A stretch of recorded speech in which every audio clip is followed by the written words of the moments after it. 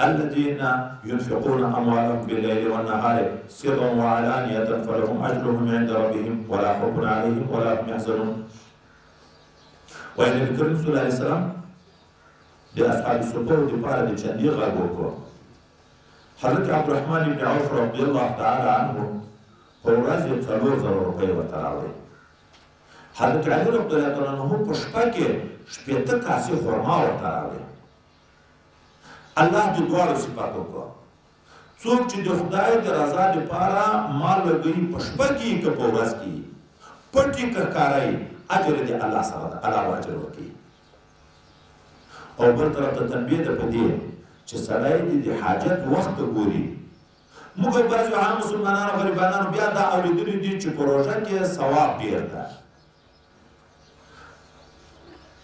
اوس مثلا یو محتاج ورته راغی چې مریض مې په هسپتال کې ده، که ته څه کومک راسره وکړې، دی دې روژې ته بیا راشي حساب مانې نه ده کړی. نو روژه کې بیا دی څه کوي؟ خدای اوس غریب دی، د علاج روپۍ نه لري. وایي دا ځنډول به د حاجت نه نه کې دغه وایي دغه ته اشاره ده چې په شپه محتاج درته پېښ شو، په شپه کومک کوه، چې په ورځ پېښ شو، په ورځ کومک کوه. دا چې څوک نه شو درته پېښ نو د روژې په وخت کې بیا په روژه کې ثواب ډېر ده. نور خو دا زکات یا خیرات دا د دغه لپاره چې مسلمان حاجت په پوره شي. نن چې دی محتاج ده د کار سر دی، ولې زکات مخکې نه دراوه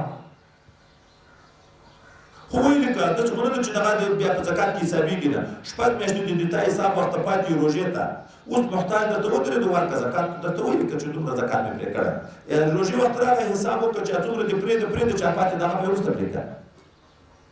نو وایي دا ترغیب د دې ته الذين ينفقون اموالهم بالليل والنهار هغه څوک چې لګوي مالونه خپل په شپه او په ورځ کې سره په پټه وعلانیة په ښکاره فلهم اجرهم دی لره اجر د دوی عند ربهم په نزد رب د دوی ولا خوف عليهم نه به ویره په دې باندې ولا هم يحزنون نه به دې غمجن وي. الذين يأكلون الربا یو د الله تجارت ته یو په وسوی بنده درکوي اضعافا مضاعفا، یو د بنده سره سود ده روپۍ ورکوي چې په روپۍ ګټه کوي، خلکو ته دغه ګټه لیدی کېږي. ځکه اکثره مالداران په سودو لګیا دي. محتاج ته نن سبا څوک پور دغسې نه ورکوي چې ګټه نه وي پکې پور نه ورکوي. الله د دغو عاقبت ذکر کوي. څوک چې سود کوي په قیامت کې چې د خپله ځایه د حشر په میدان پورته کېږي داسې به وي لکه سړی چې پیریانو نیولې ده. پیریان نه وي چې ونیسي ځان هلته ولوېږي هلته ولوېږي. نبي علیه السلام د معراج په شپه چې یو ځای کې خلک ورده خېټې یې دومره غټې دي لکه کوټه اینه ماران کی ویني. وای دا څوک دی یا جبرائیل امین؟ وای دا سودخواره دي. په سود د ګټه کې الله وي د سود د ناروا د تجارتو برکت خدای ختموي، او صدقه چې ظاهره مال کمول دي هغه خدای پاک ورته ډېروي. چې هغه دی ډېروي چې د سود په لیار دی حرام لیار هغه خدای ختموي، بې برکته کوي، تاوانو سره مخامخ کوي. او هغه دی چې د خدای د رضا دپاره صدقه کې دی مال کموي الله یې بیا ورډېروي. الذین یأکلون الربا هغه کسان چې اخلي سود د خلکو نه لا یقومون نه به پورته کېږي دوی په قیامت کې الا کما یقوم الذي یتخبطه الشیطان مګر پورته کېږي به لکه هغه څوک چې حواس یې خراب کړي وي شیطان من المس له وجې د مسه کولو د هغه اثر د شیاطینو نه چې دا پیریان نه چې ونیسي چې غورځي.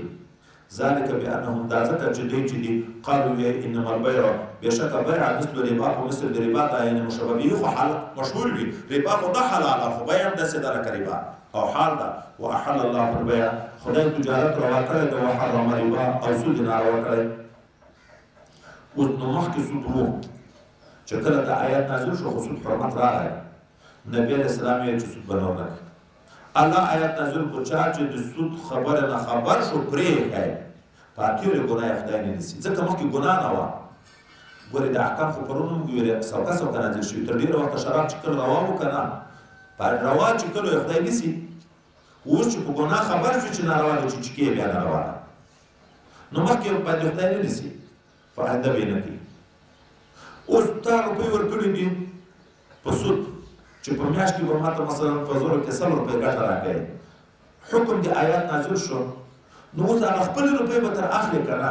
وایي او خپلې به اخلي خو نوره ګټه به نه تر اخلي. نه به ته ظلم کوې چې ګټه تر اخلي، نه به یې تا سره ظلم کېږي چې هغه اصلي روپۍ نه در کور کېږي. فمن جاءه موعظة چاته چې راغله واعظ او نصیحت من ربه له جانب د رب دنه فانتهى ځان یې منې کړو د سود نه فله ما سلف هغه ته شته هغه چې پخوا یې کړي دي بغیر خدای پاک نه نیسي وامره د آینده دپاره امر الی الله الله ته مفوض ده ومن عاد که څوک بیا راوګرځېدو سود ته او حلال ځان ته وباله فاولئک اصحاب النار دا خلک چې اجتناب دي اور دي هم فیها خالدون دي په دا اور کې همیشه وي سود حرام ده حرام چې څوک حلال وبولي په کافر کېږي هغه به همیشه په جهنم کې وي يمحق الله الربا ورقي على بركة سود ويربي صدقات او زيادتي ثواب دي صدقو والله لا يحب كل كفار اثيم خدای پاک نه خوښي هر کافر ګناهګار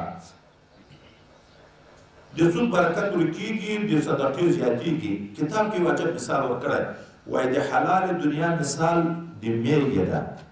د حرام دنیا مثال د سپۍ ده که موږ تاسو فکر وکړو میږه اکثره په کال کې یو ورځ زیږي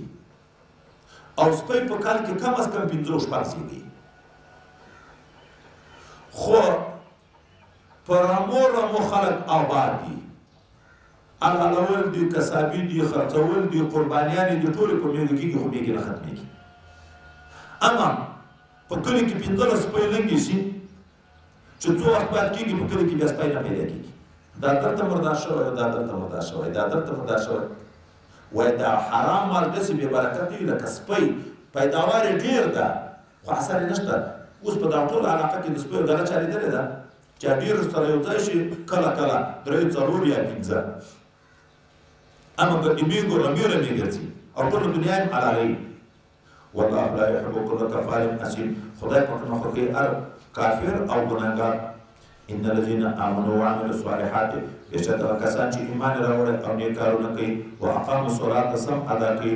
واتوا الزکات ورکوي زکات لهم اجرهم شته دي لپاره اجر دي عند ربهم پنځ طرف دي ولا خوف عليهم نبوير په دې باندې ولا هم يحزنون او نه بده هم جنوي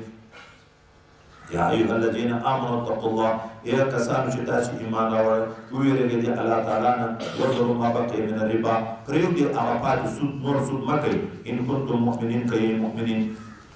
فإن لم تفعلوا کدا کار تاسو ونه کړ سود مو نه پرېږدئ فاذنوا بیا خبردار شئ بحرب من الله په جنګ د الله چې الله به په تاسې عذابونه راولي وایي چیرې په کوم قوم کې سود خوري زیاته شي یا زکات نه ورکوي د الله جن بیا دا د قحطۍ بیا خلکو سره کوي بارانونه نه وي برکت هر شی ورختمېږي ورسوله او رسول جن چې د تورې جن ده وإن تبتم که توبه وایسته فلکم رؤوس اموالکم شته د تاسو لپاره هغه رسول مال خپل چې څومره روپۍ دي ورکړي هغه بېرته تر واخله لا تظلمون ظلم به نه کوي تاسو په زیادت اخیستلو ولا تظلمون او نه به د تاسو سره ظلم کېږي چې رسول مال نه درکوي وإن كان ذو عسرة اوس دا اکثره سود د مجبوریت نه بعضې خلک کوي ته مجبوره یې او مالدار ته ورغله چې په 100 روپۍ راکړه هغه یې چې دومره ګټه راکوې اوس نو سود نه خبر شوې ورغله چې ښه سود ګټه خو نور نه غواړم خو ما روپۍ راکړه هغه محتاج د خصوصي د احتیاج د وجې نه کوو درته اوس نشته نو ورته ودرېږه انتظار بیا واجب ده خو الله وي اول خو انتظار ورته کوي دا خو دا واجب که صدقه یې کوي ورماتې کوي چې ښه به در بخل مې دي دا نو بیا ډېر خیر ده صدقه نفل ده او انتظار واجب ده په عمومي ځایو کې د واجبو ثواب ډېر وي خو کله کله بیا د نفلو ثواب ډېر شي سلام اچول سنت دي جواب ورکول واجب دي خو ثواب د اچولو ډېر ده که جواب ورکولو د اچولو ځکه هغه سړی د تکبر نه خلاص ده دغه انتظار کول مسکین سړي ته واجب ده صدقه کول